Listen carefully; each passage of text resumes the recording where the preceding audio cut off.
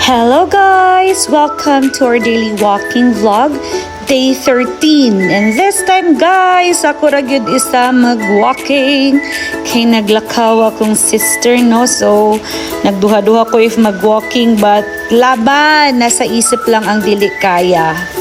Kani nga time guys, no, sige lang ko guna-huna asa mang kaputaman, diri na lang kaputaman na pagyud iro. May gani siyang nahadlok guys.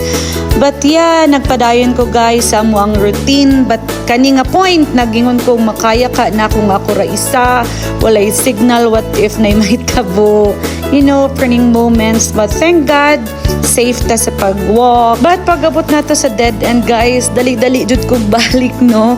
Kay wala mang good signal dito, but kani nga part safe na ta kay naay signal. So pa video na lang tabalag kita ra isa, no, para dili pud talaay. Tanawa akong mountain, tanawang mountain nga akong gakakita. Very nice. And yeah, dili gyapon ko ka imagine nga ako ra isa. And nakaya na ako guys. If you only know nga maugid na akong weakness mapag-isa. Charot. Thanks for watching guys. See you in my next vlog. Bye!